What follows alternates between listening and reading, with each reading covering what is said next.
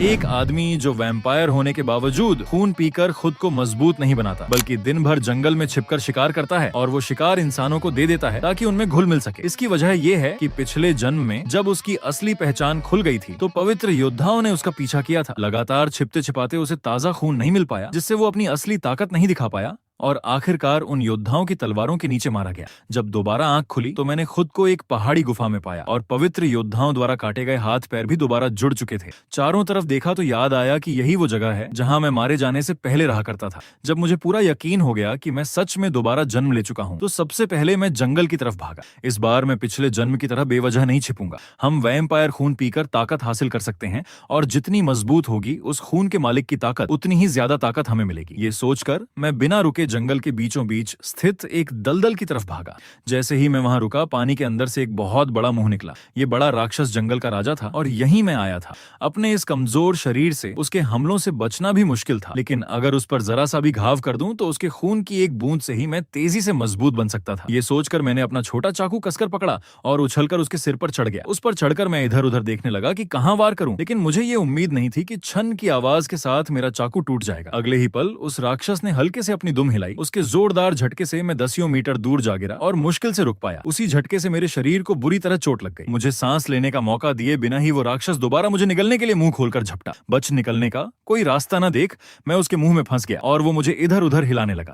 आखिरकार उसने मेरे ऊपरी शरीर को जोर से दबोचा और मुझे दलदल की गहराई में खींच ले गया ताकि आराम से खा सके। लेकिन भला मैं भगवान द्वारा दिए इस मौके को कैसे जाने देता। इसलिए अपनी पूरी बची खुची ताकत लगाकर मैंने उस राक्षस की जीभ को जोर से काटा और उसका खून जमकर पीने लगा। और फिर जैसे ही दर्द से बेहोश होकर उसने अपना मुंह खोला, मैं उसके मुंह के अंदर और अंदर उसकी जीभ के नरम हिस्से की तरफ घुसने लगा। उसका खून लगातार मेरे शरीर में घुस रहा था और मेरा पहले से सूखा सा शरीर धीरे धीरे भरने लगा, यहाँ तक कि सिर पर फिर से घने काले बाल भी उगाए। थोड़ी ताकत आने पर मैं और अंदर घुसा और फिर मुझे एक लाल रंग की चमकती हुई मणि दिखी। मैंने तुरंत पहचान लिया कि ये इस भटकने वाले राक्षस की मणि है। ऐसे राक्षस जो राक्षस लोक में न रहकर नेचर में घूमते रहते हैं, उन्हें भटकने वाला कहा जाता है। मैजिक के माहौल में भी न रहते हुए उनमें से बहुत कम के शरीर में ऐसी मणि पैदा होती है। ये चीज कभी कभी कुछ बेहतरीन रत्नों से भी ज्यादा कीमती होती है। ये सोचकर मैंने सीधे उसे पकड़कर पूरा चूर चूर कर दिया। फिर उसके बाद मैंने इस जंगल के राजा को अपने ही हाथों से अंदर से फाड़कर 108 टुकड़े कर दिए। उसके टुकड़े गिरने के साथ ही मैं धीरे धीरे दलदल से बाहर निकला। पता चला कि जंगल के राजा का खून पीते समय मैंने उसकी मणि भी अपने अंदर शामिल कर ली थी। इस भटकने वाले राक्षस की मणि में बहुत बड़ी मात्रा में मैजिक पावर थी। अब मैं खुद को पहले से कहीं ज्यादा ताकतवर महसूस कर रहा था। सबसे अहम बात यह थी कि मुझे उस मणि से एक नई क्षमता मिल गई थी। इसे यूज करते ही काले रंग के टुकड़े मेरी त्वचा को ढक लेते थे। इस तरह शायद मैं धूप में भी निकल सकता था। पिछली बार जब पवित्र योद्धा मुझे पकड़ने जंगल में आए थे, तभी उन्हें ये जंगल का राजा मिल गया था और मैंने उनकी लड़ाई के बीच में ही मौका पाकर इसका थोड़ा सा खून पी लिया था, तभी बच निकल पाया था। हालांकि अब मैं पिछले जन्म से कहीं ज्यादा ताकतवर हूं, लेकिन ये ताकत अभी भी उन पवित्र योद्धाओं का सामना करने के लिए काफी नहीं है। और उस डायलरिच नाम के योद्धा में कुछ ऐसी खूबी थी कि मैं चाहे कहीं भी छिप जाता, वो मुझे ढूंढ ही लेता। इसलिए मुझे टाइम रहते और ताकतवर बनना ही होगा। लेकिन जैसे ही मैं वहां से जाने लगा, पीछे से एक आवाज आई। पलटकर देखा तो एक परी जैसा प्राणी था। उसने कहा कि ये झील उसका मिलियन का इलाका है। फिर उसने बहुत सारी अटपटी सी बातें की। उसे लगा कि मैं उसे देख या सुन नहीं सकता, क्योंकि दुनिया में सिर्फ कुछ ही खास लोग होते हैं जो परियों को महसूस कर सकते हैं। लेकिन बात करते करते उसे एहसास हुआ कि मैं उसे घूर रहा हूं। जब उसे पता चला कि मैं उसे देख सकता हूं, तो वो तुरंत घुटनों के बल गिर गया और बताने लगा कि वो एक जल परी है। वो कहने लगा कि असल में वो इस इलाके का मालिक था, लेकिन 15 साल पहले उस भटकने वाले राक्षस ने उसका इलाका छीन लिया और उसे गुलाम बना लिया। अब मेरी वजह से उस मगरमच्छ के मरने पर वो आजाद हो गया है। उसकी बातें करते हुए मैंने देखा कि मेरे शरीर पर बना एक टैटू धीरे धीरे मिट रहा था। मुझे नहीं पता कि मैं वैम्पायर कब से बना हूं, बस याद है कि जब से होश है तब से ये टैटू मेरे शरीर पर है। पिछले जन्म में सिर्फ बचे रहने की फिक्र में मैंने इन टैटू पर ध्यान ही नहीं दिया था। अब मुझे लगता है कि ये शायद कोई निशान या मैजिक हो सकते हैं, और आज किसी वजह से एक निशान हल्का हो गया है। ये सोचकर मैंने कपड़े पहने और मिलियन से कहा कि अब मैं जा रहा हूँ। वो यहीं रहकर इस जंगल की रखवाली करे। मेरे जाने की बात सुनकर उसका मूड खराब हो गया, क्योंकि परियों को देखने वाले लोग बहुत कम होते हैं और उसे सालों से कोई बात करने वाला नहीं मिला था। इसलिए उसने कहा कि मैं उसे अपने साथ ले चलूं। उसने कहा कि वो जल परी है और बहुत अच्छा पानी पैदा कर सकता है। इतना कहकर वो जोर जोर जोर से उल्टी करने लगा और मुंह से पानी उगलने लगा। मुझे ये देखकर थोड़ी घिन आई और मैंने उसे दूर हटने को कहा और जंगल से बाहर निकलने लगा। ये देख वो पीछे पीछे भागा और बोलने लगा कि अगर जल्दी से ज्यादा पानी चाहिए तो उगलने के अलावा भी उसके पास और तरीके हैं। सीन बदलता है और कुछ दिनों बाद ब्रॉडवेन गांव में पहुंचता है। एक रात एक युवक बहुत जल्दी जल्दी सरपंच के कमरे में भागा और उसे बाहर आकर देखने को कहा कि लाल आंखों वाला राक्षस आया है। थोड़ी देर में गांव के दरवाजे पर बहुत सारे लोग इकट्ठा हो गए। उन्होंने जमीन पर रखे बहुत सारे शिकार को देखा और सब हैरान रह गए। वो लाल बालों वाला आदमी सरपंच से पूछ रहा था कि इस बार शिकार पहले से कहीं ज्यादा है। पहले वो लाल आंखों वाला राक्षस सिर्फ पूर्णिमा के दिन आकर शिकार फेंकता था। सरपंच ने तारीख गिनकर कहा कि अभी तो पूर्णिमा में बहुत दिन बाकी हैं। पिछले 10 सालों से मैं गांव के पास ही रह रहा था और कभी कोई नुकसान नहीं पहुंचाया था, बल्कि पूर्णिमा की रात को गांव के दरवाजे पर कुछ शिकार रख देता था। 10 साल से भी ज्यादा समय पहले जब मैं पहली बार सामने आया था तो लोग बहुत डर गए थे, लेकिन जब उन्होंने देखा कि मैं टैक्स भरने की तरह टाइम पर शिकार देता हूं तो धीरे धीरे किसी को कोई परेशानी नहीं हुई। इस दिन मैं टाइम से पहले पहुंचा और पहले से कई गुना ज्यादा शिकार देकर उनसे पूछा कि क्या मैं कुछ दिन गांव में रह सकता हूं। ये सुनकर सरपंच ने पहले तो बहुत दिनों बाद कहकर हालचाल पूछी, फिर पूछा कि क्या कहना चाहते हो। मैंने उन्हें बताया कि इन सालों में एक अजीब बीमारी की वजह से गांव से दूर अकेला रह रहा था, लेकिन हाल ही में किस्मत से मेरी बीमारी ठीक हो गई, इसलिए गांव में आकर पूछना चाहता हूं कि क्या कोई मदद की जरूरत है। अगर गांव पर कोई मुसीबत आए तो मैं तुरंत मदद के लिए आ सकता हूं। लोगों ने जब मेरा असली चेहरा देखा तो मेरी खूबसूरती देखकर उनकी आंखें लगभग चौंधिया गईं। उन्होंने मन ही मन सोचा कि जिसे हमेशा लाल आंखों वाला राक्षस कहते थे, कहीं ये कोई आधा परी या अच्छे खानदान का लड़का तो नहीं। ये इतना सुंदर चेहरा और इतनी प्यारी आवाज। 80 साल के सरपंच का दिल भी धड़क गया। बाहर आकर मिलियन ने पूछा कि मेहनत से शिकार करके लाए ये सारा खाना इन लोगों को देकर क्या करोगे। उसकी समझ में नहीं आता, रात के राक्षस वैम्पायर तो खून खराबा करने वाले होते हैं।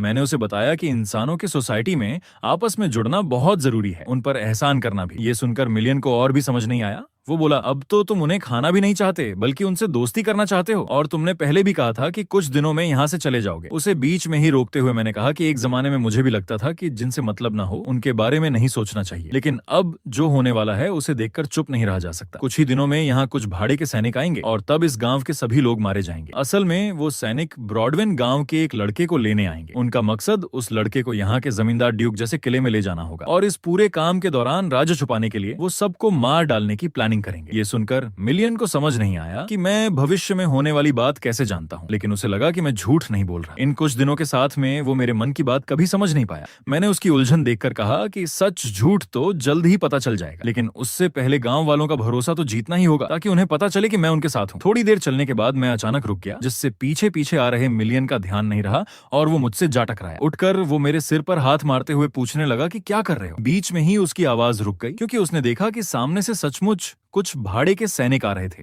उन सैनिकों ने मुझे देखा तो आपस में बात करने लगे कि ये शायद गांव से आ रहा है। वो चुपके से गांव में घुसना चाहते थे, किसी को पता न चले। उनके लीडर ने एक हाथ में कुल्हाड़ी वाले को हुक्म दिया कि जल्दी से निपटा दें, कोई चीख पुकार ना हो। हुक्म पाते ही वो अपनी बड़ी कुल्हाड़ी लेकर मेरी तरफ दौड़ा। ये देख मिलियन ने घबराकर पूछा कि अब क्या करेंगे। उसके सवाल का जवाब देने से पहले ही वो मेरे सामने आ गया और जोर से वार किया, लेकिन मैंने हल्के से हाथ हिलाया और उसका सिर धड़ से अलग कर दिया। ये देख बाकी सैनिकों की धड़कनें बढ़ गईं। मिलियन भी डर गया और मैंने काले टुकड़ों से ढका अपना हाथ वापस खींच लिया। साथ ही मेरी आंखों की पुतलियां भी काली हो गईं। सैनिकों ने देखा तो समझ गए कि ये कोई वैम्पायर है। उनमें से एक ने तीर कमान निकालते हुए सबको हिम्मत दिलाई कि डरो मत, अगर ये वैम्पायर पकड़कर चर्च को सौंप दिया तो बहुत सारा इनाम मिलेगा। उसकी बात पूरी होने से पहले ही मैं बड़े कदमों से उसके सामने जा पहुंचा और उसकी तलवार पकड़ ली। साथ ही दूसरा हाथ उसके चेहरे की तरफ बढ़ गया। जैसे ही मैंने उस आदमी की जान ली, उसके साथ ही पीछे से आकर मुझ पर टूट पड़े। हवा की सरसराहट सुनकर बिना पीछे मुड़े मैंने अभी अभी ली गई तलवार उठाई और सीधा पीछे वाले की कमर में भोंक दी। बाकी सैनिक ये करतब देखकर डर के मारे आगे बढ़ने की हिम्मत नहीं जुटा पा रहे थे। सिर्फ एक बहुत हट्टा कट्टा गंजा आदमी अपना 100 किलो का गोला फेंक हथियार घुमाता हुआ मेरी तरफ दौड़ा। मैंने बचने की कोशिश नहीं की, बस हाथ बढ़ाकर उसे रोक दिया। गंजे को अच्छी तरह पता था कि उसका यह हथियार कम से कम 100 किलो का है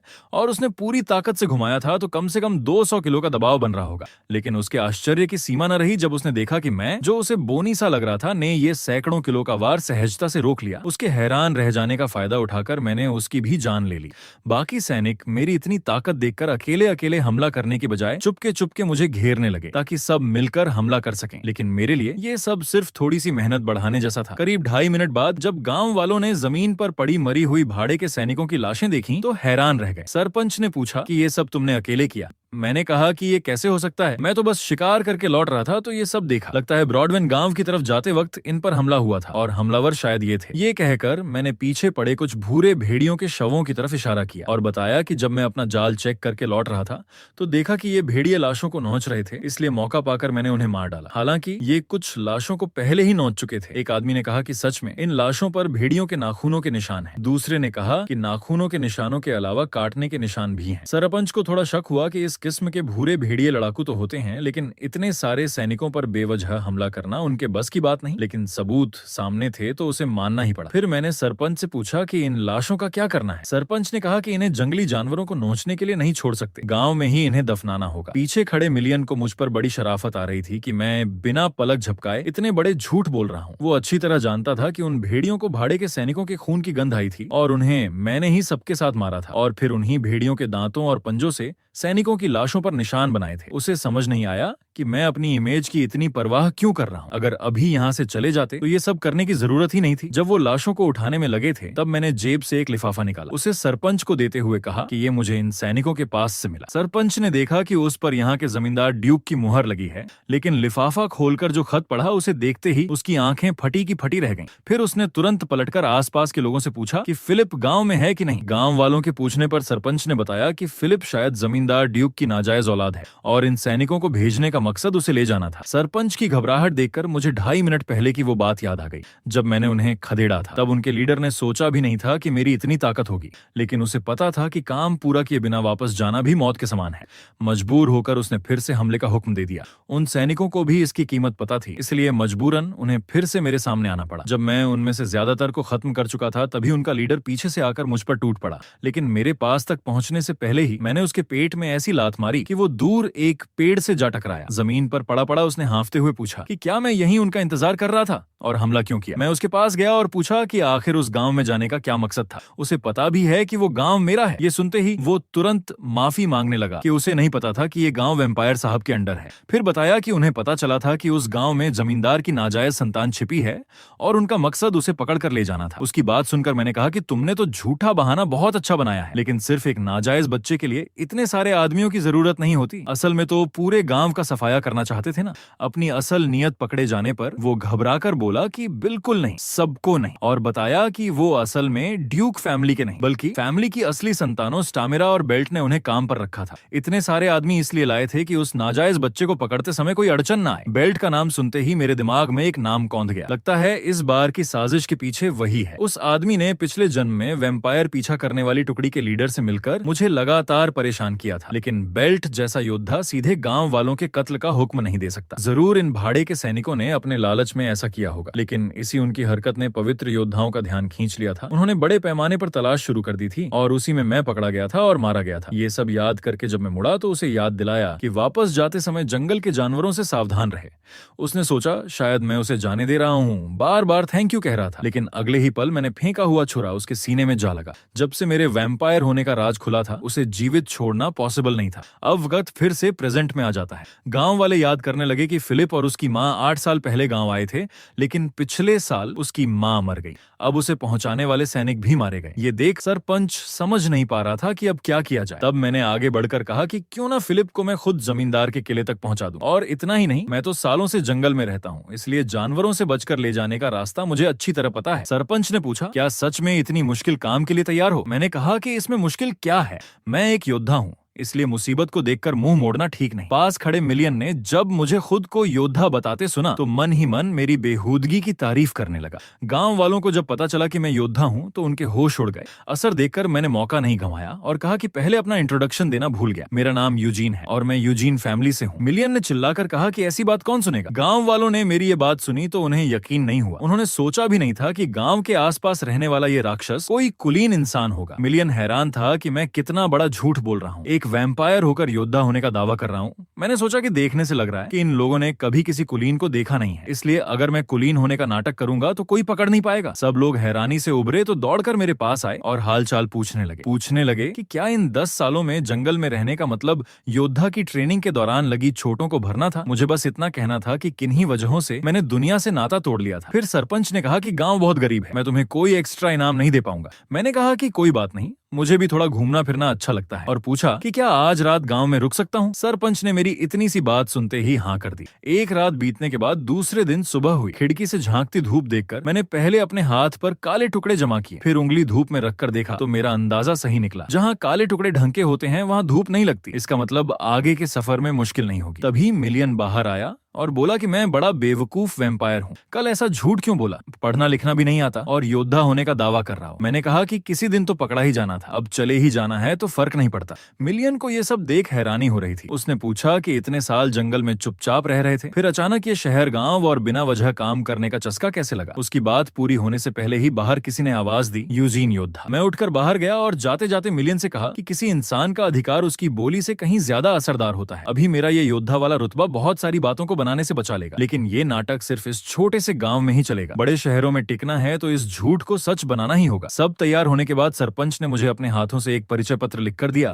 ताकि रास्ते में कोई परेशानी ना हो। वो लड़का फिलिप भी सामने आया और अपना परिचय दिया। गांव वालों से विदा लेकर हम दोनों ड्यूक के किले की तरफ निकल पड़े। थोड़ी दूर जाने के बाद पहाड़ी की तलहटी में एक गांव दिखा। पीछे आ रहे फिलिप ने रास्ते के किनारे लगे बोर्ड को देखा और बताया कि यहाँ ब्रैम्स गांव है। जब उसने बोर्ड पढ़ लिया तो मैंने उससे पूछा कि क्या तुम पढ़ लिख सकते हो? फिलिप ने बताया कि उसकी माँ ने जब वो जीवित थी तब उसे पढ़ाया लिखाया था। मिलियन ने सुनकर कहा कि इस लड़के से कहो मुझे पढ़ना सिखाए। मैंने भी उसकी बात मान ली और डायरेक्ट फिलिप से पढ़ने का रिक्वेस्ट कर दिया। फिलिप हैरान रह गया। उसने पूछा कि आप योद्धा होकर भी पढ़ना नहीं जानते? उसके लहजे से मैं समझ गया कि वो कुछ सोच रहा है, इसलिए मैंने उदास चेहरा बनाकर कहा कि योद्धा होना सिर्फ एक खोखला खिताब है। फैमिली बर्बाद होने के बाद अब शेख ही बघारने लायक कुछ नहीं बचा। ये सुनकर फिलिप ने धीरे से पूछा कि क्या आपका परिवार वाकई? मैंने उसके सवाल का जवाब न देकर सीधा आगे बढ़ना शुरू कर दिया। ये सब देख मिलियन ने मेरे कान में कहा कि तुम्हारा एक्टिंग दिन ब दिन पक रहा है, लेकिन बहुत ज्यादा कहानियां बनाओगे तो पकड़े जाओगे। उसने इधर देखा तो फिलिप मेरी तरफ भरोसे और हमदर्दी भरी निगाहों से देख रहा था। फिर फिलिप ने माफी मांगते हुए कहा कि वो पहले मुझ पर शक करता था, कभी राक्षस कभी कुलीन। अब देखा तो पता चला कि सचमुच योद्धा घराने से आते हैं। सोचा कि शायद पढ़ाई लिखाई से दूर रहे होंगे, इसलिए अब वो खुशी खुशी मुझे पढ़ना लिखना सिखाएगा। मिलियन ये सुनकर खिलखिलाकर हंस पड़ा। उसने कहा ये तो बेवकूफ निकला। तभी मैंने अचानक उसे गोद में उठा लिया और दूर से आए तीर को नंगे हाथ पकड़ लिया। तीर को हाथ में लेकर जब मैंने पीछे देखा तो फिलिप की समझ में कुछ नहीं आया।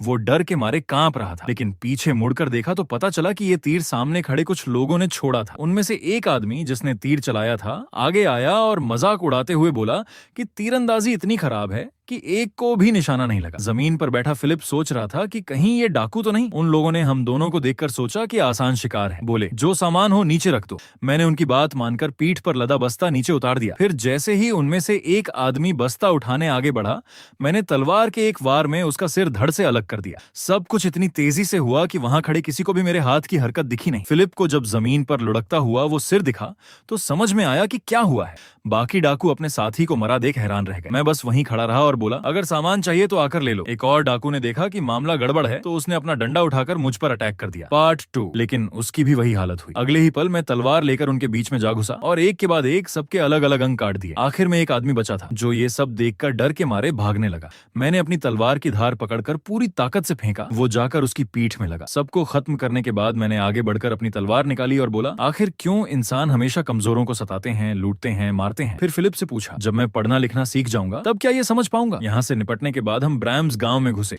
ये गांव कहलाने के बावजूद एक छोटे शहर जैसा लग रहा था। ऊपर नीचे हर तरफ दुकानें थीं, तरह तरह की चीजें बिक रही थीं। इतनी सारी चीजें देखकर सालों जंगल में रहने वाला मिलियन भी हैरान था। फिलिप ने मुझे सावधान किया कि अगर यहाँ से कुछ खरीदना है तो सावधानी से खरीदना, क्योंकि पहले जब वो सरपंच के साथ आया था तो उसने देखा था कि यहाँ के व्यापारी बहुत चालाक होते हैं। जरा सी चूक हुई नहीं कि बुरा फंस जाओगे। बात करते करते ही देखा कि एक कस्टमर सामान वापस करने की कोशिश कर रहा था, क्योंकि उसने उसी सामान को कुछ ही दूरी पर लगे एक ठेले पर आधे दाम में बिकते देख लिया था। लेकिन मेरे लिए ये कोई प्रॉब्लम नहीं थी, क्योंकि उस वक्त मेरी जेब में एक पैसा भी नहीं था। थोड़ा घूमने के बाद मैं एक चमड़े की दुकान पर गया। बस्ते में से कुछ भूरे भेड़ियों की खाल निकालकर दुकानदार से पूछा कि इनकी क्या कीमत लगाओगे। दुकानदार ने खाल देखी तो पूछा कि ये कहाँ से मिली। इन दिनों इस एरिया में ये दुर्लभ चीज है। मुझे ऊपर से नीचे तक देखा। मेरे मामूली कपड़े देखे तो समझ गया कि मैं कोई व्यापारी नहीं बल्कि कोई आवारा हूँ। उसने सोचा कि इसका फायदा उठाकर मोटा मुनाफा कमा लूं। बोला ये खाल तो बहुत खराब कंडीशन में है, किसी काम की नहीं, इससे अच्छा तो 18 पैसे भी हैं। उसकी बात सुनकर मेरा चेहरा स्याह पड़ गया। उसने मेरी आंखों में वो गुस्सा देखा। मेरी आंखों की लाली देखकर उसके चेहरे की हंसी गायब हो गई। उसने पहली बार किसी की आंखें इतनी लाल देखी थीं। उसे एहसास हो गया कि मैं कोई साधारण इंसान नहीं हूँ, इसलिए झट से बोल बदला, अच्छा भूरे भेड़ियों की खाल कम मिलती है, इसलिए तुम्हें कुछ ज्यादा दे दूंगा। लेकिन मैं फिर भी चुप रहा, बस उसे देखता रहा। मेरी निगाहों के सामने उसकी हालत खराब हो रही थी, पसीने छूट रहे थे। वो मेरी आंखों में आंखें डालकर नहीं देख पा रहा था। हद से ज्यादा प्रेशर झेल न पाने के कारण उसने बोलना शुरू किया, 23 पैसे दे सकता हूँ। लेकिन मैंने फिर भी कुछ नहीं कहा, बस देखता रहा। उसने सोचा कि शायद ये और भी ज्यादा चाहता है, तो उसने कीमत बढ़ाकर 25 कर दी। लेकिन मैं अब भी चुप था। वो और घबरा गया और आगे बोला, 28। अब तो पास खड़ा फिलिप भी मेरी इस हरकत को देखकर हैरान था, लेकिन मैं चुप्पी साधे उसे देखता रहा। आखिरकार दुकानदार की हिम्मत जवाब दे गई और उसने दांत पीस कर कहा, 30 पैसे। तब जाकर मैंने मुंह खोला। पक्का। शाम हो गई थी। हम शहर के बाहर जंगल के एक खुले मैदान में आग जलाकर बैठे थे। आग की रोशनी में मैं पढ़ना सीख रहा था, लेकिन ये अक्षर मुझे कीड़े मकोड़ों जैसे लग रहे थे। फिलिप से कुछ बेसिक बातें सीख ली थीं, लेकिन खुद से कोई लेख पढ़ने लायक अभी बहुत दूर था। इस बार मार्केट में न सिर्फ उन खालों के अच्छे दाम मिले, बल्कि कुछ अच्छे कपड़े भी खरीद लिए। बिल्कुल वैसा नहीं था जैसा फिलिप कह रहा था कि यहाँ सब धोखेबाज हैं। उस वक्त मैं दुकानदार के सामने खड़ा था। उसे समझ नहीं आ रहा था कि क्या बोले, लेकिन वो दुकानदार मेरी खामोशी देखकर डर गया और अपने आप कीमत बढ़ाता चला गया। मिलियन कह रहा था कि और ज्यादा पैसे लेकर और अच्छे कपड़े खरीदने चाहिए थे। मैंने कहा कि मुझे ज्यादा शौक नहीं, बस धूप से बच सकूं, बस इतना काफी है। मिलियन बोला, उसकी समझ में वैम्पायर जनरली कुलीनों में सबसे कुलीन होते हैं, जो चांद की रोशनी वाले बड़े किलों में महंगे कपड़े पहनकर शराब की तरह ताजा खून का मजा लेते हैं। उसकी बात सुनकर मैंने पूछा, तुम तो हमेशा जंगल में ही रहे, बाहर की दुनिया के बारे में इतना सब कैसे जानते हो? उसने बताया कि वो पहले किसी और लोक में रहता था। कभी कभी दुनिया के नामी लोग मरकर वहां आते थे, तब उनसे ये सब सुना था। फिर बोला, मैं वैम्पायर हूँ। जब तक चांदी का हथियार ना लगे या दांव ना लगे, कम से कम 200 साल जी सकता हूँ, इसलिए कुछ सीखना पड़ना चाहिए। उसकी बात सुनकर मैंने पूछा, तो तुम्हें पढ़ना लिखना आता है? मिलियन ने साफ मना कर दिया। मैंने फिर पूछा, पानी बनाने के अलावा कुछ और भी कर सकते हो? तभी पीछे से फिलिप आया और पूछा कि क्या मैं किसी से बात कर रहा था। मैंने कहा, मुझे कभी कभी खुद से बातें करने की आदत है। फिलिप ने झोले से फिर से कुछ मुड़े तुड़े कागज निकाले और कहा, रात अभी लंबी है, जितने शब्द सीखना चाहो सीख सकते हो। कुछ और घंटे बीतने के बाद मैं बहुत सारे शब्द पढ़ने लगा था, इसलिए फिलिप से पूछा, क्या अक्षर सीखना इतना आसान होता है? फिलिप ने कहा, नहीं, मुझे इतना सीखने में कई महीने लग गए थे, कुछ लोगों को तो साल भर लग जाते हैं इतना सीखने में। उसकी तारीफ सुनकर मैंने फिर पूछा, कुलीन लोग पढ़ने लिखने के अलावा और भी बहुत कुछ सीखते हैं? मेरा मकसद था कि ये जमींदार की नाजायज संतान मुझे कुछ और भी सिखा दे, लेकिन उसने कहा कि उसकी माँ ने उसे इसके अलावा कुछ नहीं सिखाया।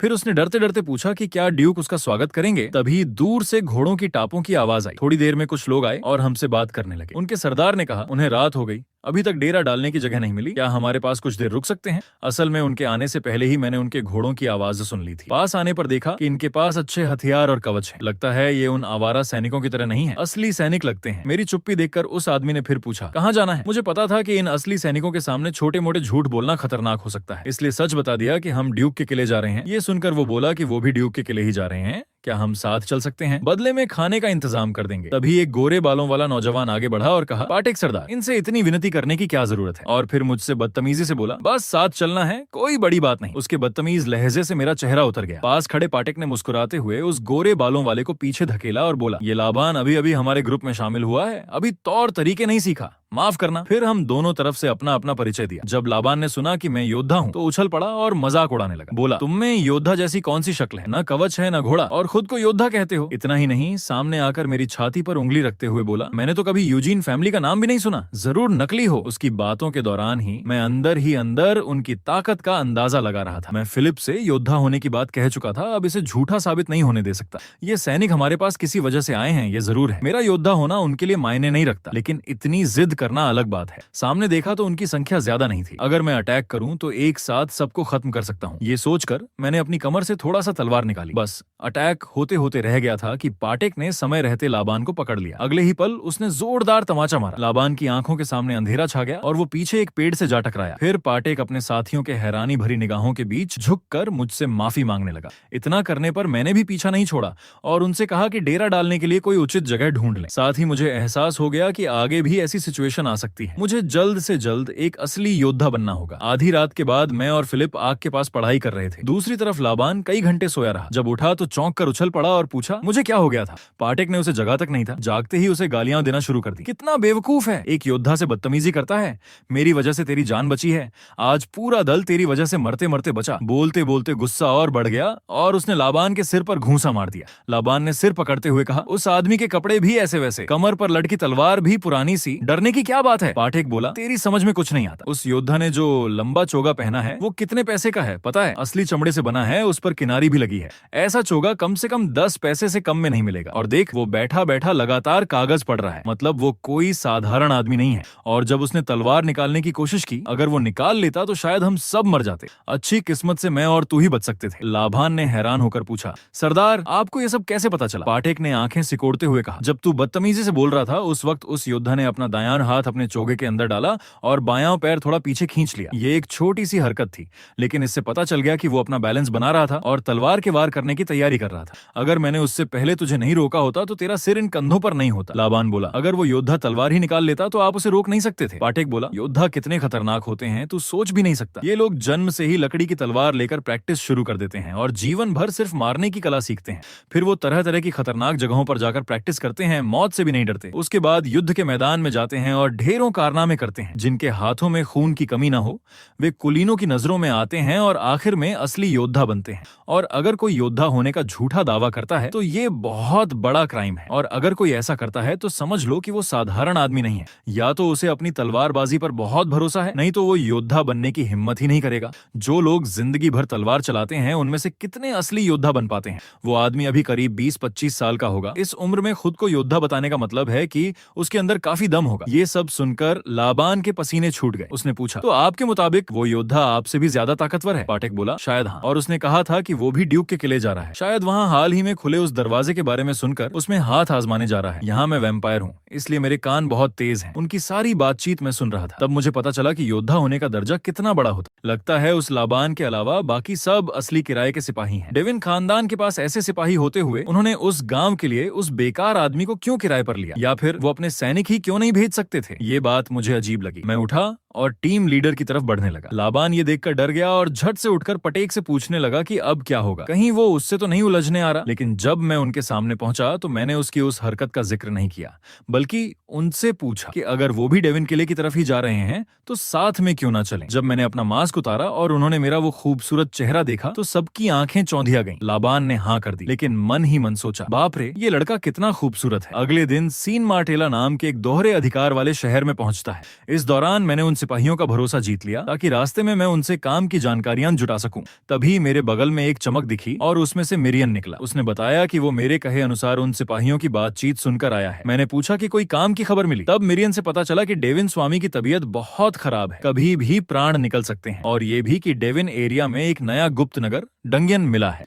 अगर वो उस गुप्त नगर पर कब्जा कर लें तो बहुत बड़ा इनाम मिलेगा। लेकिन डेविन घराने के पास अभी न तो पैसा है और न ही सैनिक, इसलिए वो अकेले उस पर हमला नहीं कर सकते। ये बताकर मिरियन ने पूछा कि उस फिलिट का क्या करना है? अगर डेविन मर गया तो वो फिर से अनाथ हो जाएगा। मैंने कहा, ये मेरा काम नहीं है। ये सुनकर मिरियन बोला कि बेचारा लड़का, अगर वो ऐसे ही वापस गया तो उसके सौतेले भाई उसे जीते जी मार डालेंगे। मैंने पीछे मुड़कर फिलिट को देखा। मैंने सोचा शायद डेविन ने उसे इसलिए बुलाया है कि मरने से पहले अपने इस बेटे से एक बार मिल ले। हो सकता है जब से हमने साथ चलना शुरू किया उसकी और मेरी किस्मत दोनों किसी न किसी रूप में बदल जाए। थोड़ी और दूर चलने के बाद हम आखिरकार डेविन स्वामी के किले गुलाब किला रोज कैसल पर पहुंच गए। उस शानदार इमारत को देखकर मैंने कहा कि ये मेरी कल्पना से कहीं बड़ा है। मिरियन ने मेरे सिर पर हाथ रखते हुए कहा कि मैं भी कोशिश करूं और ऐसे ही महल में रहूं। रास्ते भर फिलिट मुझे देखता रहा और सोचता रहा कि मुझे खुद से बातें करने की बीमारी कितनी बुरी है। जैसे ही हम शहर में दाखिल होने वाले थे, एक आदमी ने हमें रोक लिया और कहा कि सामान की चेकिंग करवाओ। पटेक ने कहा कि हम पेलिंग व्यापारी संघ से किराए पर आए सिपाही हैं और पूछा कि आप कौन हैं। उस आदमी ने बताया कि वो डेविन का वारिस कमाला है और पूछा कि क्या गाड़ी के पीछे यही उनका माल है। माल की लिस्ट मिलाने के बाद सिपाही उसे उतारने लगे। इसी बीच कमाला ने देखा कि मैं खड़ा हूँ और कुछ नहीं कर रहा, तो वो मेरे पास आया और पूछा कि मैं कौन हूँ और काम क्यों नहीं कर रहा। मैंने अपना परिचय यूजिन नाइट बताया। इससे पहले कि मैं फिलिट का परिचय देता, दूर से आदमियों की एक और टोली आती दिखी। आगे चल रहे आदमी ने जोर से कमाला भैया कहकर आवाज लगाई और पूछा कि ये क्या कर रहे हो।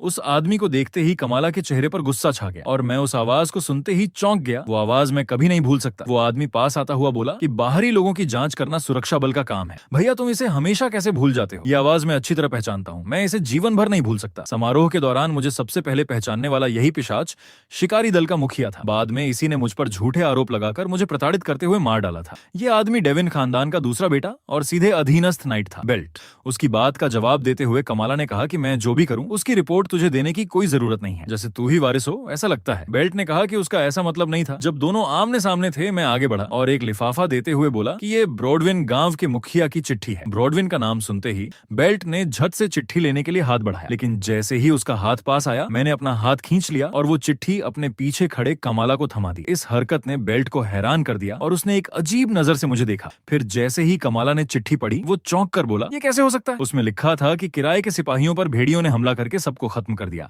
और ये नाइट जिस बच्चे को लाया है वो पिताजी का नाजायज बेटा है। फिलिड भी तुरंत आगे आया और झुककर अपना परिचय दिया। इस नए भाई से मिलकर कमाला मुस्कुराया और बोला कि पिताजी तुम्हारा इंतजार कर रहे हैं। लेकिन दूसरी तरफ बेल्ट के चेहरे पर सन्नाटा छा गया था। उसने आखिर में हुक्म दिया कि पहले फिलिड को नहलाकर साफ कपड़े पहना दो। ये कहकर वो बिना पीछे देखे वहां से चला गया। तभी मैंने अचानक एक कदम बढ़ाकर उसे रोका और कहा कि मैं पहले अपने इनाम के बारे में बात करना चाहता हूं, इसलिए मुझे डेविन स्वामी से मिलना है। ये सुनते ही बेल्ट ने साफ मना कर दिया। उसने कहा कि स्वामी की तबीयत ठीक नहीं है, वो किसी से नहीं मिल सकते। मेरा इनाम सोने के सिक्कों में दे दिया जाएगा, इसलिए मैं वापस जा सकता हूँ।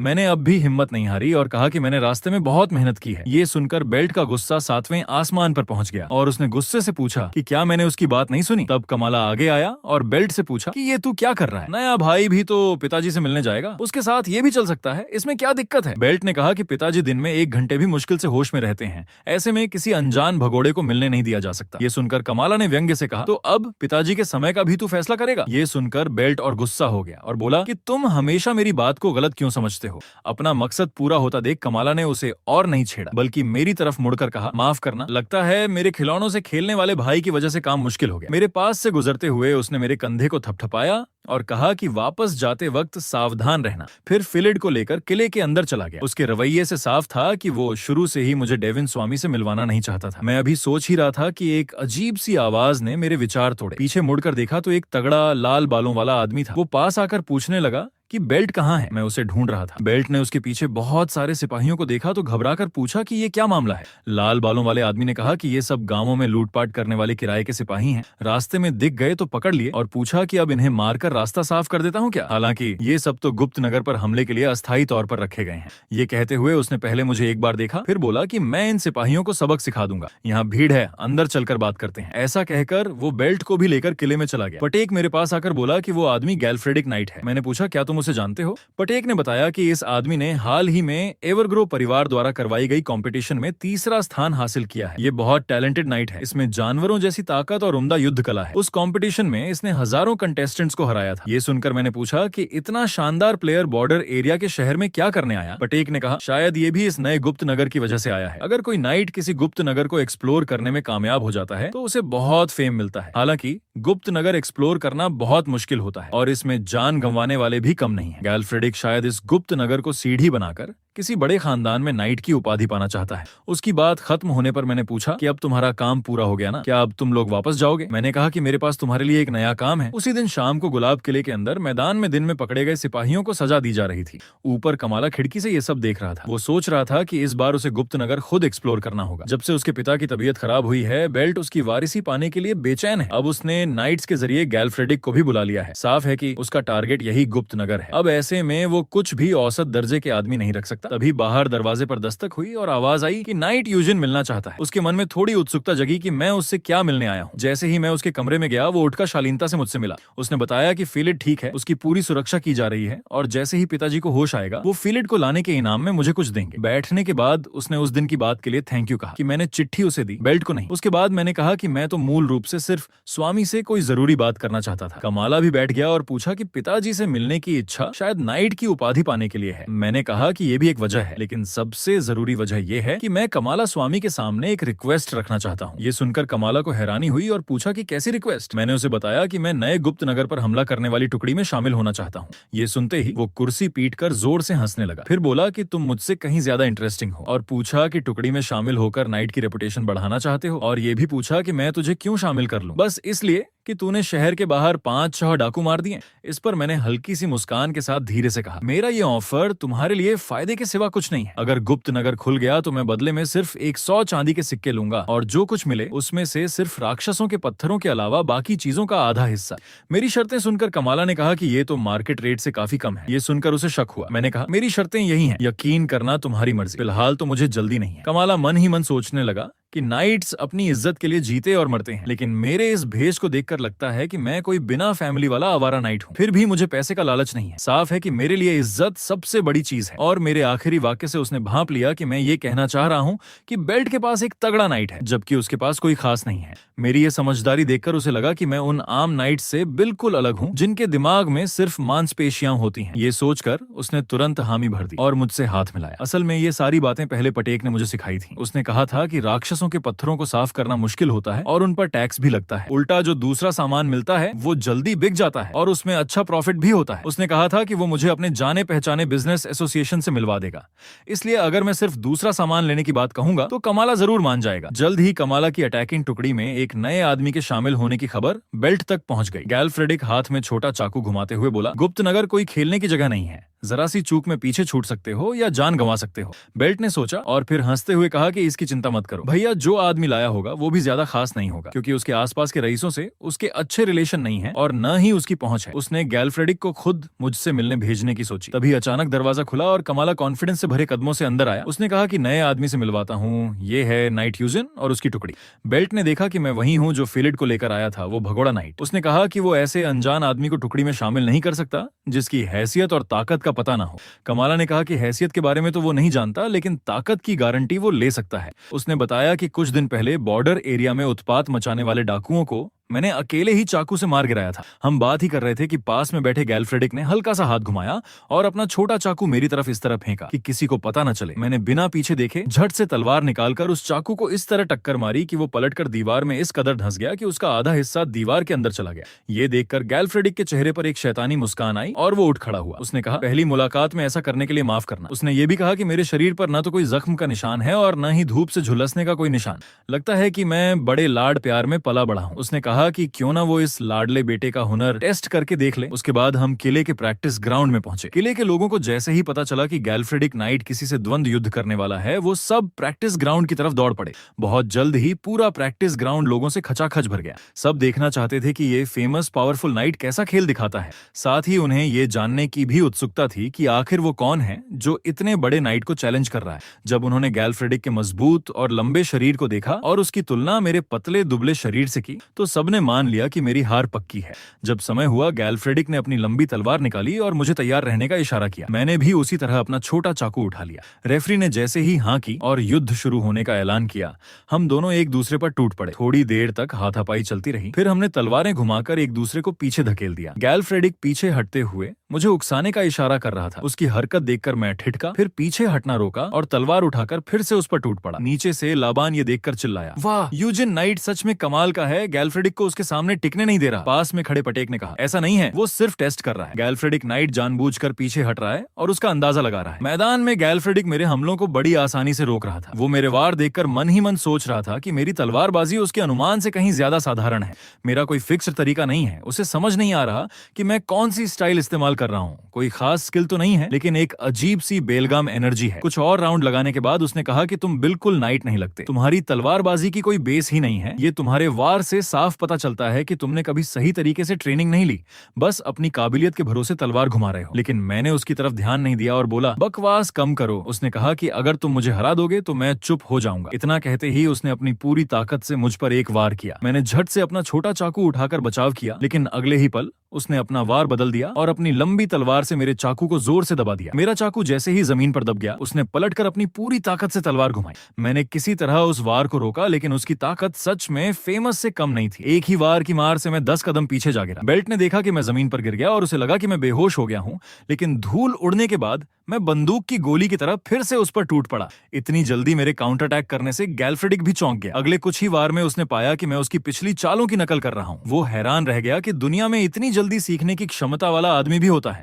मैंने उसी की तरह उसकी तलवार दबाकर उसे काउंटर अटैक के लिए तैयार किया, लेकिन इससे पहले कि मैं वार करता, उसने भी अपनी तलवार निकालकर जवाबी हमला कर दिया। एक जोरदार धमाके और चिंगारियों के बीच हमारे दोनों के हथियार एक साथ टूट गए। अगले ही पल हमने टूटी हुई तलवारें फेंक दी और हाथों हाथ मल्लयुद्ध शुरू कर दिया। ये देखकर सभी हैरान रह गए, क्योंकि सब जानते थे कि गैल्फ्रेडिक न सिर्फ जन्म से ताकतवर है, बल्कि उसने हथियार चलाने में भी महारत हासिल की हुई है। और मैं तो कुछ दिन पहले ही यहाँ आया एक बेघर आदमी हूँ, इसलिए सबको पक्का यकीन था कि मैं हार जाऊंगा। लेकिन वो नहीं जानते थे कि कुछ दिन पहले तक मैं एक हड्डियों का ढांचा जैसा पिशाच था। बाद में जान जोखिम में डालकर मैंने जंगल के राजा का खून पिया था, तभी मैं इतना ताकतवर बन पाया था। उस समय मैदान में गैल्फ्रेडिक भी हैरान था। उसने कभी नहीं सोचा था कि मेरे इतने दुबले पतले शरीर में इतनी ताकत होगी। थोड़ी देर तक हाथापाई के बाद उसने महसूस किया कि मेरी बाजुओं की ताकत उससे भी ज्यादा है, लेकिन तजुर्बे के मामले में वो मुझे बौना समझ रहा था। तभी उसने अचानक एक कदम पीछे लिया और मुझे अपनी तरफ खींच लिया, जिससे मैं अपना संतुलन खो बैठा और आगे की तरफ झुक गया। उसी समय उसने अपना मुट्ठा बांधकर मेरे चेहरे पर वार करने की तैयारी की। ये देख मैंने तुरंत अपना शरीर नीचे झुकाया और 180 डिग्री का चक्कर लगाया। मेरी ये हरकत देखकर गैल्फ्रेडिक हैरानी की हद तक पहुंच गया। अगले ही पल में पलटा और उसी की चाल का इस्तेमाल करते हुए उसे अपनी तरफ खींच लिया और फिर अपना मुट्ठा उसके सिर पर दे मारा। गैल्फ्रेडिक ने देखा कि मेरी हर एक चाल सही नहीं थी, लेकिन मैं सिर्फ अपनी तेज सीखने की क्षमता और जिंदा रहने की चाहत के बल पर हर मुसीबत को पार कर रहा था। अब उसके पास बचने का कोई रास्ता नहीं था और उसे मेरी मुट्ठी की चोट सहनी पड़ी। ये वार इतना जोरदार था कि वो दूर जा गिरा और जब वो मोटी दीवार से टकराया तो रुका। वहीं गैल्फ्रेडिक तुरंत बेहोश हो गया। आसपास खड़े सभी लोगों को अपनी आंखों पर यकीन नहीं हो रहा था। जब निर्णायक ने मुझे विजेता घोषित किया, तब कहीं जाकर भीड़ में जोरदार जयकारे गूंजे। इस तरफ गैल्फ्रेडिक को जल्द ही होश आ गया। फिर वो हांफता हुआ तेज कदमों से मेरी तरफ बढ़ा।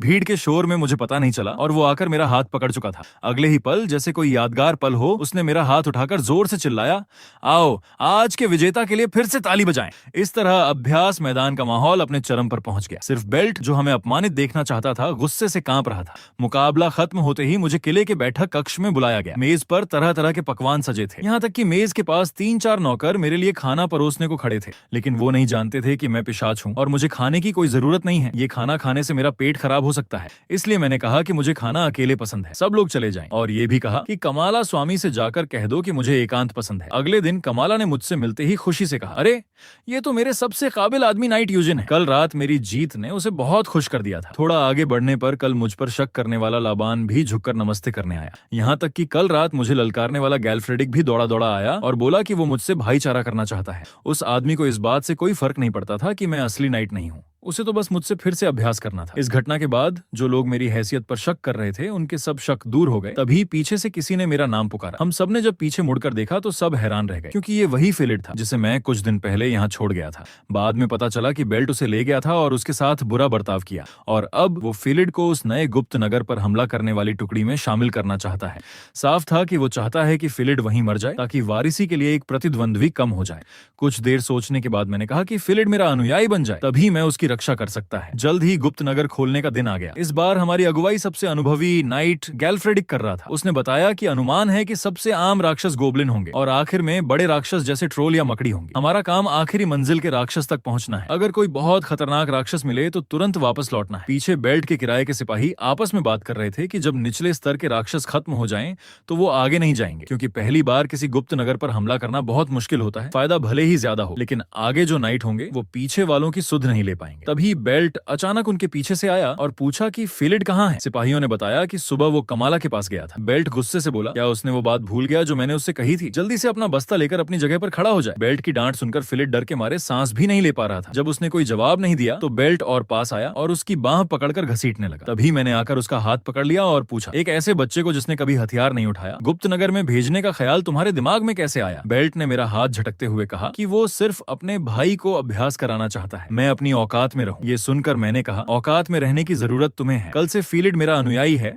यहाँ मौजूद सभी इसके गवाह हैं। अब हमारा रिश्ता खून से भी गहरा है। अगर किसी ने उसे एक उंगली भी लगाई तो समझो मुझे चुनौती दी। क्या गुप्त नगर में जाने से पहले थोड़ी कसरत करना चाहोगे? ऐसा कहते हुए मैंने अपने अंगूठे से चाकू को हल्का सा धकेला, जिससे साफ आवाज आई। बेल्ट मेरी ताकत जानता था, इसलिए उसने मुझसे उलझने की हिम्मत नहीं की और शर्मिंदगी में वहाँ खड़ा रह गया। तभी कमाला वहाँ आया और बहस का माहौल खत्म करते हुए फिलिड को अपने साथ ले गया। जल्द ही सूचना मिली कि आसपास के इलाके की जांच कर ली गई है और अभी तक गुप्त नगर से कोई राक्षस बाहर नहीं निकला है। ये सुनकर गैल्फ्रेडिक ने तुरंत चलने का हुक्म दिया। इस तरह एक विशाल टुकड़ी धम धम करते हुए इस अनजान गुप्त नगर में दाखिल हुई, लेकिन अंदर घुसते ही हम पर गोबलिनों के झुंड ने हमला कर दिया। हालांकि गैल्फ्रेडिक सबसे आगे था और वो आसानी से मुकाबला कर रहा था, लेकिन किराए के सिपाहियों की तो चीख पुकार मच गई। जल्द ही उसने पहले से जो रणनीति बनाई थी वो बिखर गई।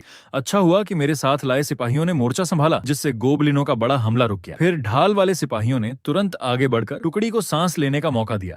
बेल्ट के किराए के सिपाही जब हमला कम हुआ देखा तो भागने लगे, लेकिन थोड़ी ही दूर गए थे कि पीछे मुड़कर देखा तो आने वाला रास्ता गोबलिनों ने बंद कर दिया था। वो घुटनों के बल बैठकर मौत का इंतजार करने लगे। तभी अचानक उनके पीछे से कुछ छुरे आए और उनके सामने खड़े कुछ गोबलिनों को मार गिराया। फिर गैलफ्रेडिक वहां आया और उन्हें बेवकूफ कहते हुए बोला कि ऐसे वक्त में सबको साथ रहना चाहिए। ये कहकर उसने उन्हें वहां से धकेल दिया और कहा कि हथियार उठाओ और लड़ो। अपनी टुकड़ी की ये हालत देखकर गैलफ्रेडिक को बहुत चिंता हुई। उसने सोचा कि शायद जल्दबाजी में इकट्ठा किए गए इन सिपाहियों में आपसी भरोसा नहीं है, इसलिए गुप्त नगर पर कब्जा करना मुश्किल होगा। उसके ये सोचते ही एक सिपाही ने आकर बताया कि गोबलिनों की एक और बड़ी फौज आ रही है और पीछे से भी हमला हो रहा है। वो परेशान ही था कि मैंने तलवार निकाली और कहा कि पीछे वाले गोबलिन मैं संभाल लूंगा। गैलफ्रेडिक ने कहा कि अकेले जाना खतरनाक है, कुछ आदमी साथ ले जाओ, लेकिन मैंने उसकी बात नहीं सुनी और पीछे की गुफा में घुस गया। अंदर कुछ देर लड़ाई की आवाजें आई, फिर अचानक कोई चीज उड़कर बाहर आई। सबने ध्यान से देखा तो वो मेरा मास्क था। गैलफ्रेडिक अब और इंतजार नहीं कर सका और तेजी से उस गुफा में घुस गया। अंदर जाकर देखा तो रास्ते भर गोबलिनों के कटे फटे शव पड़े थे। आखिर में गुफा के अंत में उसने मुझे सुरक्षित देखा तो चैन की सांस ली। मैं उस समय एक फूल पकड़े पटेक से पूछ रहा था, ये चीज कीमती है क्या? पटेक को हैरानी हुई कि मैं इतनी आम चीज फ्लोरोसेंट घास को भी नहीं पहचानता। गैलफ्रेडिक का ध्यान इस बात पर था कि मैंने अकेले ही गोबलिनों की पूरी फौज को मार गिराया था, जो शायद वो खुद भी नहीं कर पाता। इन गोबलिनों को खत्म करने के बाद सबने आराम करने के लिए एक जगह ढूंढी। सिपाहियों ने लड़ाई के मैदान की सफाई करके राक्षसों के पत्थर इकट्ठे किए और ले आए। मैंने देखा कि इतने सारे गोबलिन मारने के बाद भी उन्हें इतने कम पत्थर मिले और उनका रंग भी नीला था। उस समय जो जंगल का राजा मैंने मारा था, उसका पत्थर न सिर्फ लाल रंग का था बल्कि उनसे कहीं बड़ा भी था। मिरियन ने बताया कि पत्थरों की गुणवत्ता राक्षसों की ताकत और आकार पर निर्भर करती है। अच्छे पत्थरों के लिए बड़े राक्षसों को मारना पड़ता है। गुप्त नगर से भटककर जंगल में आने वाले राक्षस, जैसे वो जंगल का राजा, बहुत कम होते हैं और इतने ताकतवर होते हैं कि उनका खून और पत्थर पीने से आदमी इतना ताकतवर बन सकता है। मिरियन की बात पूरी भी नहीं हुई थी कि दूर से राक्षसों की दहाड़ फिर सुनाई दी। गैलफ्रेडिक ने तुरंत युद्ध के लिए तैयार होने का हुक्म दिया। उसने कहा कि वो और मैं सबसे आगे रहकर हमला करेंगे। ये सुनकर मैंने कहा कि मैं भी पहली बार गुप्त नगर में आया हूँ, क्या तुम मुझे बैल समझकर हल जोतवाओगे? गैलफ्रेडिक ने मुस्कुराते हुए कहा कि इस बार लाए गए सिपाही बहुत कमजोर हैं, इसलिए हम दोनों को ही मेहनत करनी पड़ेगी। उसने बताया कि अब हमारा सामना आधे इंसान से होगा। ये राक्षस अकेले लड़ने में बहुत माहिर होते हैं और इनकी बुद्धि भी तेज होती है। ये सारे गोबलिन इन्हीं के इशारे पर काम कर रहे थे। अगर हम इन आधे इंसानों को खत्म कर दें तो हमारा काम पूरा हो जाएगा। इससे आगे गुप्त नगर का केंद्र है, जहां बहुत डरावने बड़े राक्षस रहते हैं। गैलफ्रेडिक की बातों से मुझे अंदाजा हो गया कि जो जंगल का राजा मैंने मारा था, वो शायद बड़े राक्षसों में से एक था। उसका थोड़ा सा खून पीकर ही मैं इतना ताकतवर बन गया था। अब मुझे बड़ी उत्सुकता हो रही थी कि अगर मैं किसी और बड़े राक्षस का खून पी लूं तो क्या होगा। मैंने सामने अंधेरे से आने वाली आहटों को ध्यान से सुना और गैलफ्रेडिक को बताया कि पैरों की आवाज से लगता है कि करीब 50 आदमी हैं, लगभग 100 मीटर दूर, और सबसे पीछे 3 बड़े जानवर हैं। गैलफ्रेडिक मुस्कुराया और एक भाला मेरी तरफ बढ़ाते हुए पूछा कि क्या मैं इसे आजमाना चाहूंगा। मैंने भाला लिया, थोड़ा पीछे झुका और जोर से उस आवाज की दिशा में फेंक दिया। 2.5 सेकंड में ही वो भाला 100 मीटर दूर जाकर एक आधे इंसान के सिर में जा लगा। दूर से उसकी चीख सुनते ही सबने अपने हथियार निकाल लिए और हमला बोल दिया। मैं सबसे आगे था। गैलफ्रेडिक ने सिपाहियों को पीछे से साथ देने का हुक्म दिया, लेकिन इससे पहले कि वो आगे बढ़ पाते, मैंने तलवार से ऐसा वार किया कि एक बड़ा सा आधा इंसान 8 टुकड़ों में बट गया। अगले ही पल मैं उछलकर दूसरे आधे इंसान के सामने जा पहुंचा और एक ही वार में उसकी आंख 2 हिस्सों में काट दी। जैसे ही वो दर्द से अंधा हुआ, मैंने मौका पाकर उसके सिर पर छलांग लगा दी। जब उसे पता चला कि मैं उसके सिर पर हूं तो उसने हाथ बढ़ाकर मुझे पकड़ना चाहा, लेकिन मैंने उसकी उंगलियां काट दी। उसे कोई मौका न देते हुए मैंने पलटकर अपना चाकू उसकी कनपटी में घोंप दिया। उसके शरीर से खून की फव्वारा निकला, जिसे देखकर मैं खुद को रोक नहीं सका और उसे चाट भी लिया। जब तक मैं ये सब करके नीचे उतरा, तब तक वो सारे सिपाही पीछे से आ पहुंचे थे। मेरे इस अद्भुत करतब को देखकर उनके दिल दहल गए। उस दिन उन्हें पता चल गया कि नाइट क्यों ताकतवर का प्रतीक होते हैं, लेकिन फिर उन्हें कुछ अजीब लगा, क्योंकि मैंने खून का स्वाद लेने के बाद अपना हाथ उस आधे इंसान के सिर में डाल दिया और जोर से खींचकर उसकी रीढ़ की हड्डी समेत उसका सिर धड़ से अलग कर दिया। ये देखकर सब रुक गए। उन्हें लगा कि मैं बिल्कुल नाइट नहीं, बल्कि जंगल में सदियों से रहने वाला खून से सनी कोई जानवर हूँ। एक और भीषण लड़ाई के बाद सारे सिपाही थक गए और उनमें से आधे से ज्यादा घायल हो चुके थे। गैलफ्रेडिक ने हालात देखकर समझ लिया कि ये टुकड़ी अब आगे नहीं जा सकती। उसने मुझसे कहा कि हमारा काम पूरा हो गया है, क्यों ना सामान लेकर वापस लौट चलें। मैंने कहा कि मेरे अंदर अभी भी ऊर्जा है, अभी लौटना ठीक नहीं होगा। मैं आगे और देखना चाहता हूँ, जो लौटना चाहे वो अभी लौट सकते हैं। गैलफ्रेडिक ने बिना कुछ सोचे कहा कि फिर मैं भी तुम्हारे साथ चलूंगा। ये सुनकर सिपाहियों के तो होश उड़ गए। उस आदमी ने सिर्फ तलवार निकालने की एक आम चाल चली और पूरी सिपाही टोली हैरान रह गई, क्योंकि उस एक वार ने न सिर्फ उस राक्षस को मार गिराया, जिसे सैकड़ों आदमी मिलकर भी नहीं हरा सकते थे, बल्कि उसके बाद उसने उसका सिर रीढ़ की हड्डी समेत निकाल लिया। वो सोच भी नहीं सकते थे कि नई आई टुकड़ी का एक अकेला भटकता हुआ आदमी इतना ताकतवर हो सकता है। उन्हें नहीं पता था कि कुछ दिन पहले मैं एक बदसूरत और कमजोर पिशाच हुआ करता था। बाद में में जंगल के राजा का खून पीकर मैंने ये ताकत हासिल की थी। हालांकि इन आधे इंसानों को खत्म करने के बाद भी मैं तरोताजा था, लेकिन सिपाहियों की हालत खराब हो चुकी थी। इसलिए मैंने उन्हें वापस जाने का हुक्म दिया और सिर्फ 2 आदमियों को साथ लेकर गुप्त नगर में और आगे बढ़ गया। गैल्फ्रेडिक पहले तो मेरे साथ आना नहीं चाहता था, लेकिन उसने सोचा कि मैं इतनी आसानी से आधे इंसानों को खत्म कर सकता हूं, तो शायद आगे के खतरों का भी सामना कर सकता हूं। वो ये सोच ही रहा था कि अचानक उसे लगा कि उसने किसी चीज पर पैर रख दिया है। नीचे देखा तो पैर उठाते ही पता चला कि वो मकड़ी थी। फिर ऊपर देखा तो उसके होश उड़ गए। हमारे ठीक ऊपर अनगिनत छोटी बड़ी मकड़ियां बैठी हुई थी। इस तरह की मकड़ियां अपने जहरीले जाल से शिकार को पिघलाकर खा जाती हैं। गैल्फ्रेडिक को अपने हथियार निकालने पड़े। पटेक तो किसी तरह अपना बचाव कर रहा था, लेकिन अनुभवहीन लाबान जल्द ही जमीन पर गिर गया। जब एक मकड़ी उसके सिर पर जहर उगलने को तैयार हुई, मैंने पलटकर उसे 2 टुकड़ों में काट डाला। फिर वापस मुड़कर मकड़ियों की भीड़ पर हमला कर दिया। कुछ ही देर में सारी मकड़ियां खत्म हो गईं। ये देखकर लाबान ने मन ही मन सोचा कि मैं सच में एक राक्षस हूँ। मेरी तारीफ करने के बाद उसने अपने सरदार की तरफ देखा, लेकिन उसे हैरानी हुई कि सरदार पटेक के पैर कांप रहे थे। पटेक की आंखें फटी की फटी रह गई थीं और वो पीछे देखकर कुछ नहीं बोल पा रहा था, क्योंकि उसने एक भटका हुआ राक्षस देख लिया था। इस तरह के राक्षस गुप्त नगर में बहुत कम मिलते हैं, इसलिए टुकड़ी बनाते समय उनके बारे में सोचा भी नहीं जाता। लेकिन सामने वाला देखने में ही अपने एरिया का मुखिया जैसा लग रहा था।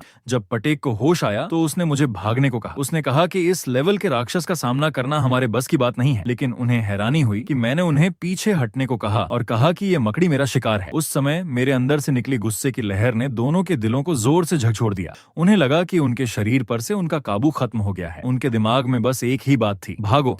उन्हें भागते देख मिरियन ने कहा कि वो दोनों जैसे मेरे सामने झुक गए। मैंने पूछा कि क्या ये बड़ी मकड़ी और वो जंगल का राजा जिसे मैंने मारा था दोनों एक ही लेवल के भटके हुए राक्षस हैं? मिरियन ने कहा, नहीं, ये मकड़ी उस जंगल के राजा से भी ज्यादा ताकतवर लगती है। ये सुनकर मैंने फिर पूछा कि क्या इसका मतलब इसका पत्थर भी उससे बड़ा होगा? पिछली बार सिर्फ एक जंगल के राजा का पत्थर पीने से मैं इतना ताकतवर बन गया था। मैं अब ये जानने के लिए बेकरार था कि अगर मैं इसे पी लूं तो क्या होगा। हम बात कर ही रहे थे कि उस बड़ी मकड़ी ने मुझे देखकर एक जोरदार चीख निकाली। मैंने तुरंत तलवार उठाई और कुछ ही देर में उससे लड़ाई खत्म कर दी। गुप्त नगर से बाहर निकलने के बाद कमाला ने मेरे लिए एक शानदार जश्न का आयोजन किया। दावत के दौरान मैंने देखा कि एक छोटी मकड़ी मेरे प्याले में गिरने वाली थी। मैंने हल्के से उंगली घुमाकर एक पतला सा धागा निकाला और उसे 2 टुकड़ों में काट डाला। उस बड़ी मकड़ी को हराने और उसका पत्थर निगलने के बाद मुझे एक और ताकत मिल गई थी। इस ताकत का नाम है भेस बदलना। अब मैं पहले वाली ताकत से अपनी त्वचा को काले रंग में बदल सकता हूँ, फिर इस नई ताकत से उस कालेपन को वापस इंसानी त्वचा में बदल सकता हूँ। इस तरह अब मैं बेफिक्र होकर धूप में घूम सकता हूँ। जश्न में मौजूद लड़कियों ने जैसे ही मुझे बिना मास्क के देखा, वो सब मेरे पास आकर जमा हो गई। वो शोर मचाते हुए मुझसे उस समय की कहानी सुनना चाहती थीं जब मैंने अकेले गुप्त नगर में उस बड़ी मकड़ी को मारा था। उनमें से किसी ने पूछा कि क्या मुझ में ये अद्भुत खूबसूरती योगिनियों एल्वेस के खून की वजह से है? मैंने मन ही मन सोचा, मैं एक पिशाच हूँ जो नाइट बनकर रह रहा हूँ, ये काफी था। अब योगिनियों का भी खून निकल आया। हमारी बातचीत पीछे खड़े गैल्फ्रेडिक ने सुनी तो वो चौंका। फिर वो दौड़ता हुआ आया और जोर से बोला, अब तो सब साफ हो गया। उसने बताया कि गुप्त नगर में उसे मेरे कानों पर शक हो रहा था, जो जंगली कुत्ते जैसे तेज थे, और 100 मीटर दूर अंधेरे में भी मैंने भाले से निशाना साधा था। तो पता चला कि मेरे अंदर योगिनियों का खून बहता है, इसलिए मैं इतना ताकतवर हूँ। वो लड़कियां जैसे ही सुना कि मैं योगिनी हूँ, मेरे प्रति उनका आकर्षण और बढ़ गया। तभी गैल्फ्रेडिक फिर बोला, तेरी इतनी खूबसूरत शक्ल है तो पहले मास्क क्यों पहने रहता था? ये सुनकर मैं थोड़ा उनकी तरफ झुका और बोला, मुझे ज्यादा लोगों के सामने आना पसंद नहीं है। मेरी इस एक हरकत ने उन लड़कियों को पागल कर दिया और वो सब आपस में लड़ने लगी कि आज रात में किसके कमरे में जाऊंगा। उनका मुंह पर पूरा यकीन देखकर मैंने मन ही मन सोचा, शाबाश, ये तरीका काम कर गया। अब अगर कोई मुझ पर शक करेगा तो योगिनियों के खून का बहाना मार सकता हूँ। असल में इस बार पत्थर खाने से मुझे सिर्फ नई ताकत ही नहीं मिली,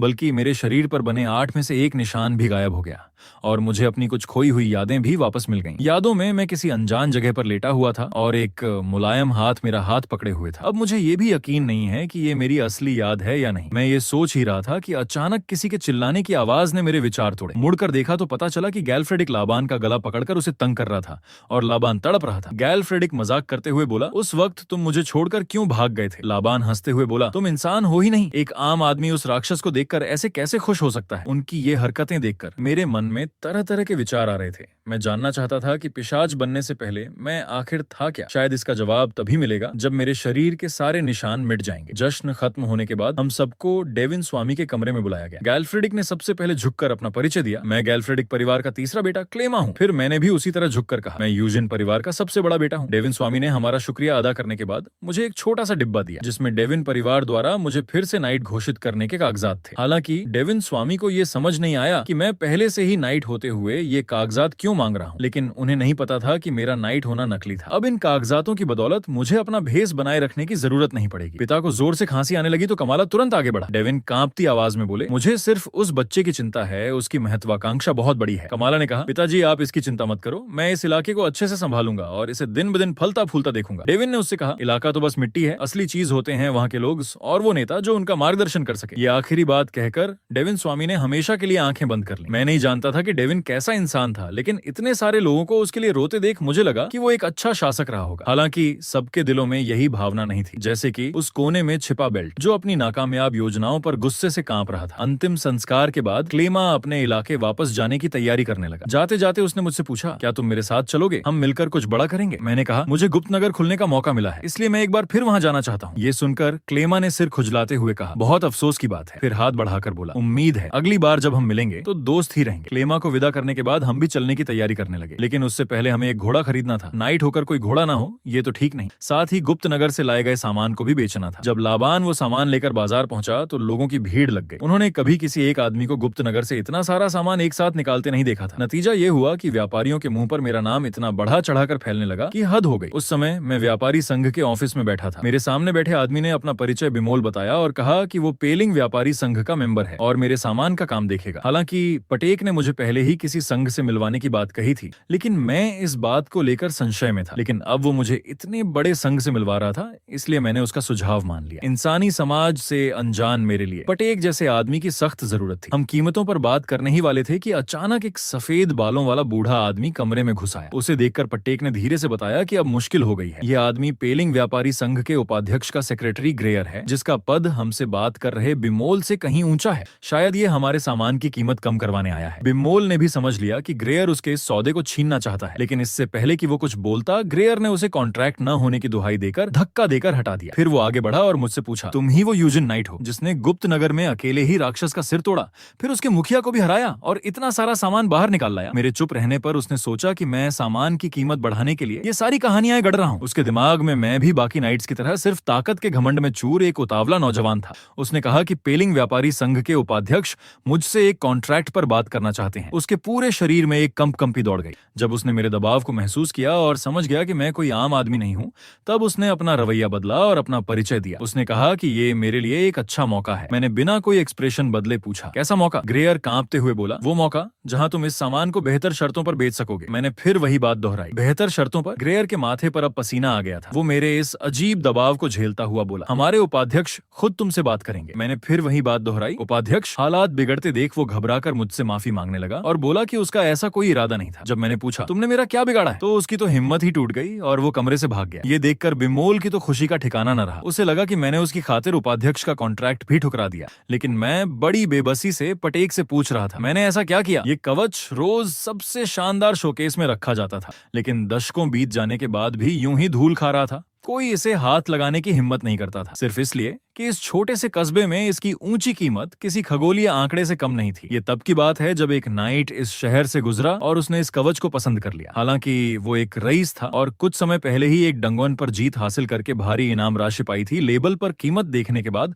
वो चुपचाप 2 कदम पीछे हट गया, क्योंकि वो खुद आधे महीने पहले तक एक बदसूरत और कमजोर पिशाच हुआ करता था। जान जोखिम में डालकर वन राजा का खून पीने के बाद ही उसने ये शक्तिशाली ताकत हासिल की थी। उसके बाद नाइट बनकर डंगोन में घुसा और वहां एक लॉर्ड लेवल के ऑगरे का भी खून पी लिया। लेकिन पिशाच होने के नाते नई दुनिया में कदम रखते ही उसने अपने पास के सारे पैसे और इनाम की राशि उड़ा दी। तभी रैन भागता हुआ आया और बोला कि शहर के बाहर बड़ी संख्या में बंजारे इकट्ठे हो रहे हैं। अच्छा हुआ कि लोकल मरन गिल्ड ने मुश्किल से उनका मुकाबला किया, नहीं तो वो शहर में घुस आते। पैट्रिक ये सुनते ही बोला कि हमें भी इस अभियान में हिस्सा लेना चाहिए। ये सुन मैंने हैरान होकर उसे वजह पूछी। तभी रैन ने पहले ही बता दिया कि इस तरह के अभियान डंगोन की तरह नहीं होते, इनमें कोई एंट्री फीस नहीं देनी होती और मारेन एक कैपिटलिस्ट ट्रेडिंग सिटी है। यहाँ लूट का माल मिले तो उसे सीधे बेचा जा सकता है, ढुलाई का खर्च बच जाता है। सीधे शब्दों में कहें तो पैसा कमाने का ये सुनहरा मौका है। पैसा कमाने की बात सुनते ही मैंने बिना किसी हिचकिचाहट के करवट ली और शहर के बाहर की ओर बढ़ गया। लेकिन अभी मैं कुछ ही कदम आगे बढ़ा था कि अचानक एक आदमी ने आकर हमें रोक लिया।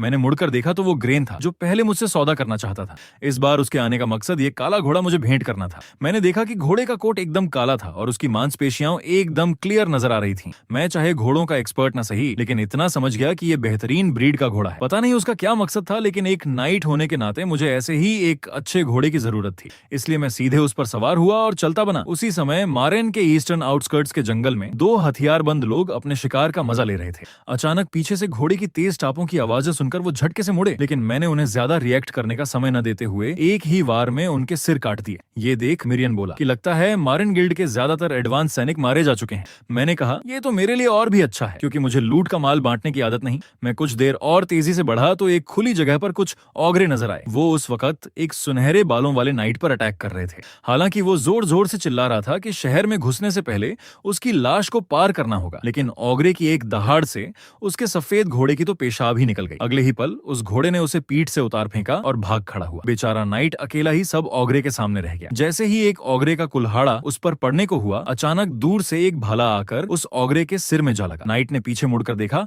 तो मैं तलवार लिए उसकी ओर दौड़ रहा था। उसके पास आकर मैंने एक और वार से एक औगरे का सिर काट गिराया। फिर कुछ ही वार में उसके आसपास के सभी औगरे के टुकड़े टुकड़े कर दिए। लेकिन जैसे ही वो उठकर मेरा शुक्रिया अदा करने और नाम पूछने ही वाला था, एक और औगरे दूर से अटैक करने दौड़ा। मैंने कोई बेकार की बात न करते हुए अपनी तलवार उठाकर उस पर दे मारी। उसके पंजे उस नाइट को छूने से पहले ही तलवार ने उसकी जान ले ली। फिर मैंने कहा, अब ऐसे सवालों का क्या मतलब? अगर तू यहाँ मर जाता तो सब बेकार था। ये सुन वो जोर से हंसा और बोला कि अगर यहाँ से बच गया तो फिर तेरा नाम पूछूंगा। ये कह वो अपनी तलवार निकालकर वापस लड़ाई में कूद गया। लड़ाई खत्म होने के बाद शहर लौटकर उस नाइट ने बढ़ा चढ़ाकर इस अभियान का किस्सा बताना शुरू कर दिया। कैसे वो बंजारे कितने खूंखार थे और वो लोग कितने बहादुर थे। ये भी बताया कि लड़ाई के खतरनाक मोड़ पर अचानक एक काले घोड़े सवार नाइट ने आकर मोर्चा संभाला और जीत दिलाई। ये सुन लोग उस नाइट के बारे में पूछने लगे। उस नाइट ने पता लगाया तो मेरा नाम यूजीन पता चला। ये नाम सुनते ही सब में हलचल मच गई, क्योंकि कुछ समय पहले ही उन्होंने सुना था कि यहाँ आने से पहले मैंने एक दिग्गज नाइट को हराया था, फिर अकेले ही डंगोन के लॉर्ड को पकड़ा था और अब इस शहर की रक्षा की थी। लेकिन उस खुशी मनाती भीड़ में एक आदमी बिल्कुल भी खुश नहीं था। ये आदमी था मारेन का करंट मेयर और पेलिन कंपनी का रिप्रेजेंटेटिव लुइस। वो अच्छी तरह जानता था कि मेरी जितनी शोहरत बढ़ेगी मुझे उतना ही कंट्रोल करना मुश्किल होगा। उसने अपनी पोती फ्लेचर से पूछा कि क्या सच में ऐसे ही बैठे रहना है? फ्लेचर ने कहा कि सब उसके कंट्रोल में है। वो तो बस चाहती है कि मेरी शोहरत और बढ़े, क्योंकि नाइट्स के लिए इज्जत सब कुछ होती है। वो जितना ऊपर चढ़ता है नीचे गिरने का डर उतना ही ज्यादा होता है। उसने लुइस से मेरे साथ वाले उस लड़के के बारे में पूछा। लुइस ने पूछा कि क्या वो वही लड़का है जो हमें डंगोन से मिलने वाला तेल और माल बेचता है? फ्लेचर ने कहा हाँ, और उसे पता चला है कि वो लड़का डीविन फैमिली का नाजायज बेटा है। ये सुन लुइस के हाथ से गिलास छूटते छूटते बचा। उसने पूछा कि क्या तू सोच रही है? उसे पूरा करने से पहले ही फ्लेचर ने कहा हाँ, अभी पता नहीं ये यूजीन क्या करना चाहता है, लेकिन अभी की सिचुएशन देखते हुए वो बिजनेस के जरिए बड़ा फंड इकट्ठा करने की कोशिश कर रहा है और उस डीविन फैमिली के नाजायज बेटे की मदद कर रहा है। अगर हम उन पर कंट्रोल पा सकें तो मेयर होने के नाते हमें भी अपने यूजीन नाइट को एक बड़ा गिफ्ट देना चाहिए।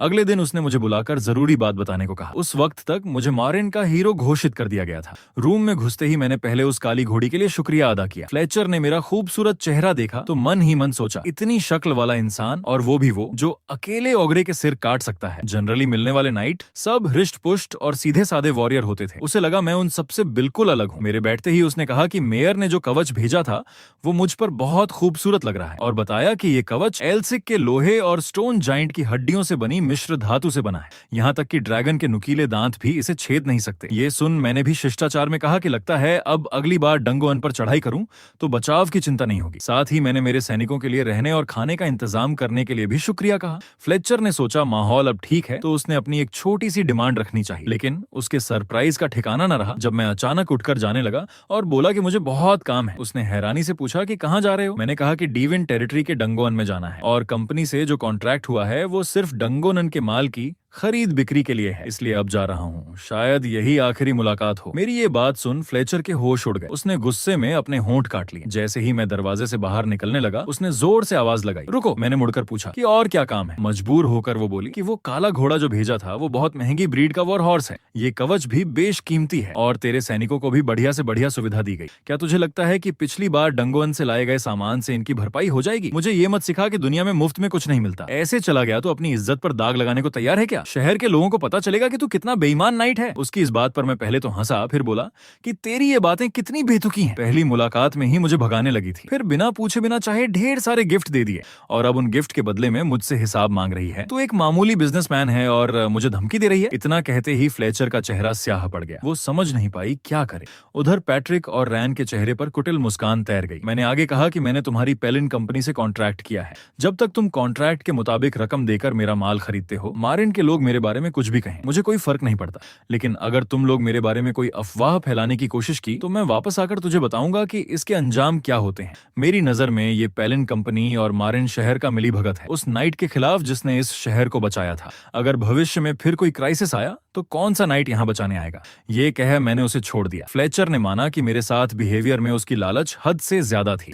वो चाहती थी कि मेरे साथ उसका रिलेशनशिप नए सिरे से शुरू हो और साथ चले। उसने ये भी कहा कि वो हमारा कॉन्ट्रैक्ट जारी रखना चाहती है और उसमें मेरी मर्जी की शर्तें जोड़ने को तैयार है। कंपनी की वाइस हेड होने के नाते उसने ढेरों नाइट देखे थे। पहले वो जैसे ही बड़े फंड का ऑफर रखती सब झुक जाते, लेकिन अब उसने पाया कि मैं सिर्फ बाहर से ही नहीं अंदर से भी उन सब से बिल्कुल अलग हूँ। उसे महसूस हुआ कि मुझसे खतरे की बू आ रही है और उसकी बिजनेसमैन इंस्टिंक्ट उसे बार बार कह रही थी कि मुझे जाने न दे। मुझ में इन्वेस्ट करना उसे बहुत बड़ा प्रॉफिट देगा। उसकी ईमानदारी भरी माफी सुनने के बाद मैं रुक गया और वापस आकर बोला कि चल सुनता हूँ, लेकिन उम्मीद है कि तू सच में कोई लुभावना ऑफर लेकर आई है। मेरी ये बात सुन उसकी जान में जान आई। बाहर आने के बाद मिरियन ने मेरा शानदार गियर देखकर वाह वाह करना शुरू कर दिया। बोला कि अब तो एकदम रियल नाइट लग रहे हो। उसकी बस एक ना सुनकर मैंने उसे चुप रहने को कहा। पास खड़े पैट्रिक ने कहा कि अभी जो कॉन्ट्रैक्ट किया है वो बहुत अच्छा है। पेलिन कंपनी का बिजनेस बहुत बड़ा है। पूरे डीबो कॉन्टिनेंट में उनकी सैकड़ों ब्रांचेस हैं और मारिन उनका मेन बेस है। वो मैनली लोकल मैजिक टेरिटरी वाले कुलीनों से एक्टिव बिजनेस करती है, जैसे अभी डीविन फैमिली से कर रहे हैं। इतनी बड़ी कंपनी ने हमें ऐसी छूट दी है